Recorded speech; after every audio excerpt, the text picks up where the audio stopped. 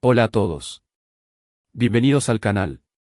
Soy Ramiro José Espinosa Caminos, abogado litigante en el Fuero Penal de Córdoba. Hoy vamos a cerrar esta primera serie de 4 vídeos analizando el núcleo estratégico de este caso que venimos trabajando. Ya hablamos de prisión preventiva, retractación, nulidades periciales. Hoy vamos a mirar todo eso junto, como un sistema en tensión que debe resolverse antes del juicio. En el primer vídeo, explicamos por qué presentamos un nuevo cese de prisión preventiva, fundado en hechos nuevos posteriores, particularmente la retractación de la víctima y su confirmación técnica. En el segundo, abordamos esa retractación como dato procesal válido, evaluado por peritos oficiales y de parte, con impacto real en el caso. En el tercero, mostramos cómo el proceso pericial acumuló irregularidades graves. Desde la falta de control técnico hasta audiencias señaladas que nunca se realizaron, lo que motivó pedidos de nulidad y control de legalidad.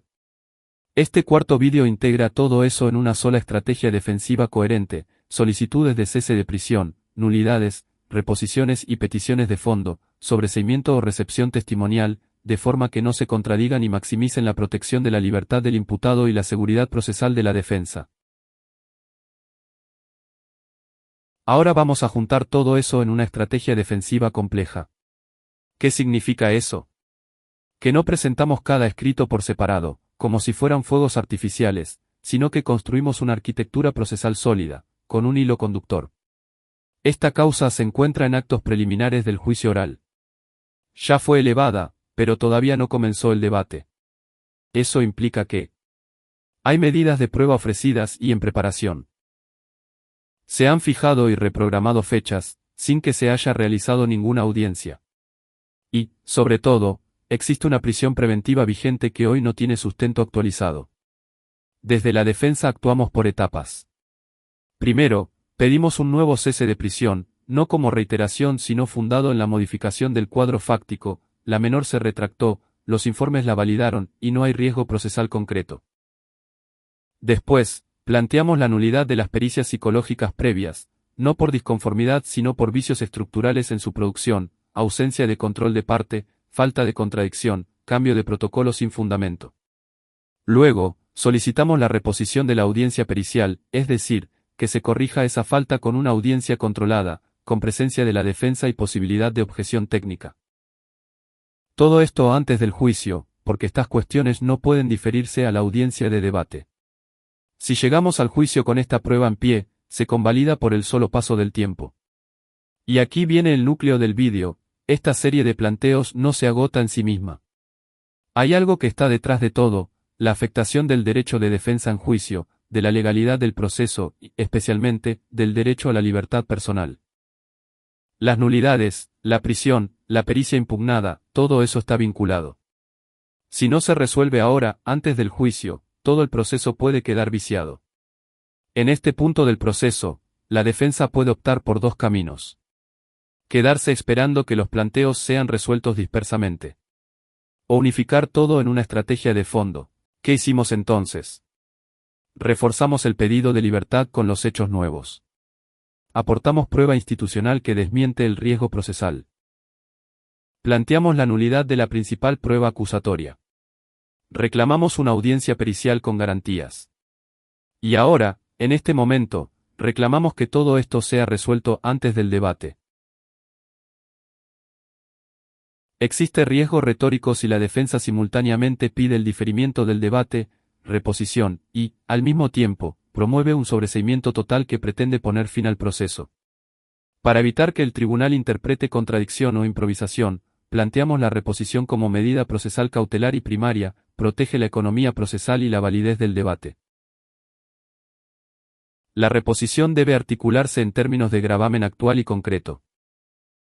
La fijación sin sustanciación posterior a hechos nuevos, retractación y nuevos informes institucionales, vulnera la tutela judicial efectiva y la economía procesal.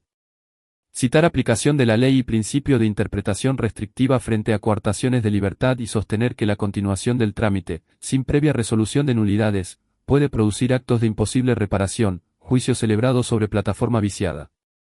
La petición no debe pretender la paralización indefinida. Pedir diferimiento razonable hasta que se pronuncie el órgano competente sobre nulidades sustanciales. Ahora entramos en la segunda parte del análisis del caso, que probablemente sea la parte más técnica de toda la serie. Acá ya no estamos hablando solo de decisiones estratégicas generales de la defensa, sino de instrumentos procesales concretos que se utilizaron dentro del expediente.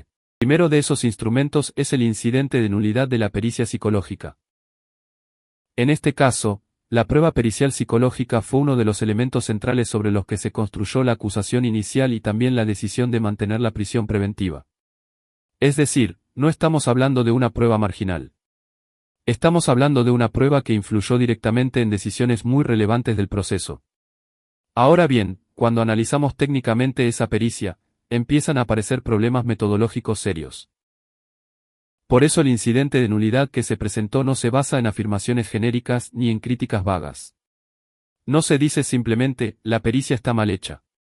Eso en un proceso penal no alcanza para nada. Lo que se hizo fue identificar vicios metodológicos concretos, verificables desde el punto de vista técnico, y respaldados por peritos de control.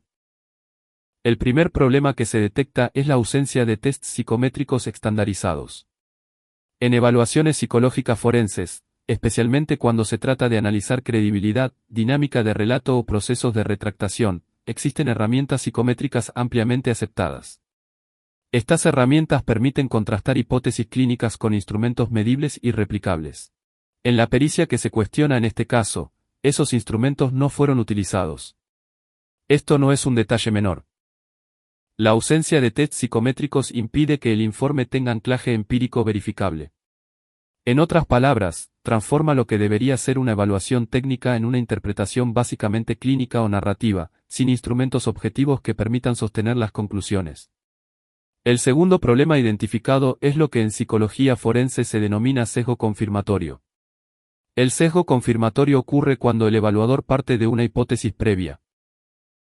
Por ejemplo, que el abuso existió, y toda la evaluación se orienta a confirmar esa hipótesis, en lugar de examinar de manera abierta distintas explicaciones posibles. En este expediente, los peritos de control señalaron que varios de los puntos de análisis de la pericia estaban formulados de manera unidireccional. Es decir, partían de presupuestos que daban por existente el abuso y analizaban la retractación únicamente como un fenómeno compatible con ese supuesto. Pero una evaluación psicológica forense correcta exige algo distinto, exige hipótesis alternativas. Por ejemplo, cuando aparece una retractación, el análisis técnico debe considerar al menos dos escenarios posibles. 1. Que la retractación sea un fenómeno típico dentro de un ciclo de violencia. Y otro, que la retractación sea genuina y responda a la inexistencia de los hechos denunciados. Si la evaluación no contempla ambas hipótesis de trabajo, lo que se produce es un análisis metodológicamente incompleto. El tercer problema metodológico detectado en la pericia es la ausencia de un marco teórico específico aplicado a la retractación adolescente.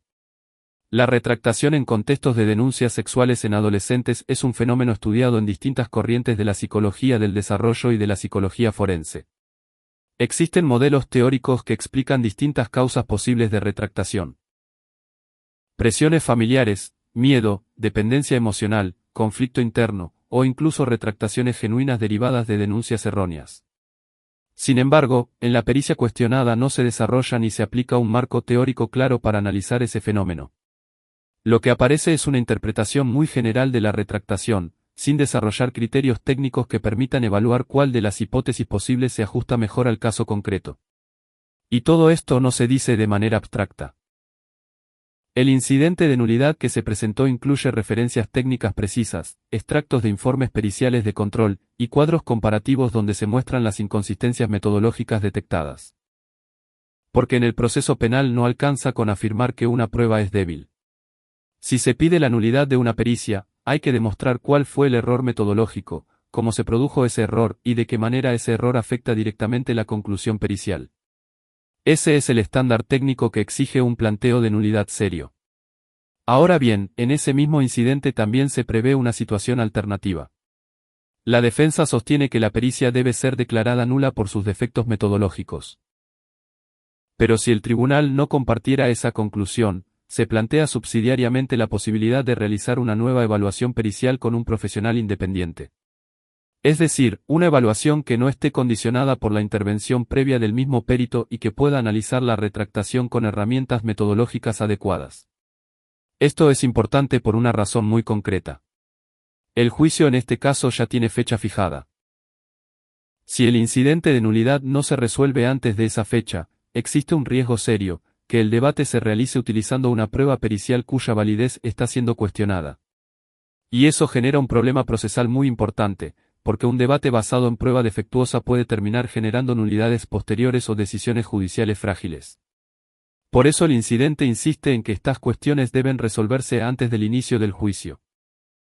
Ahora bien, hay otro punto muy delicado en este caso, y tiene que ver con la posible recepción de la declaración de la menor en el debate. Este es un tema extremadamente sensible. En el expediente existe una retractación documentada en el marco de una evaluación pericial.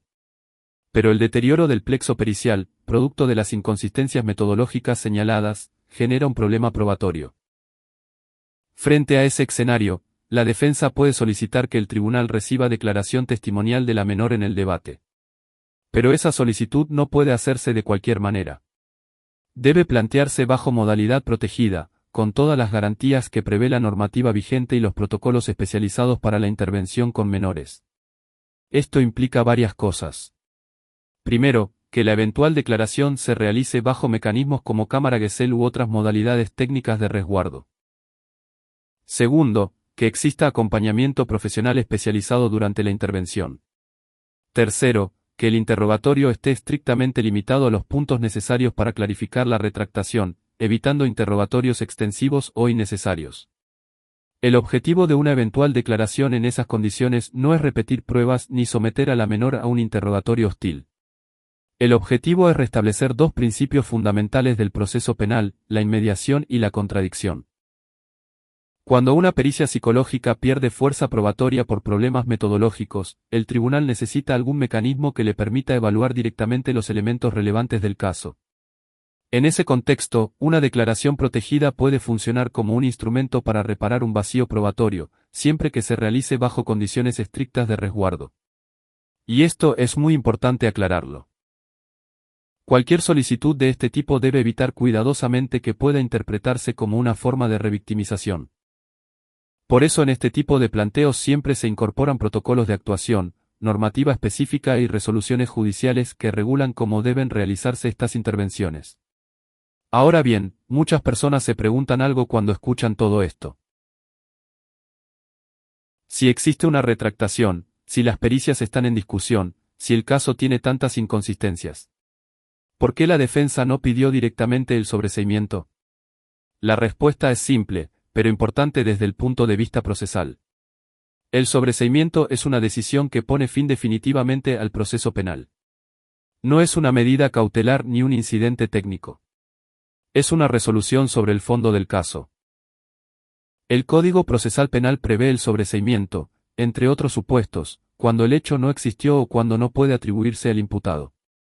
En este caso, podríamos eventualmente llegar a plantear un sobreseimiento.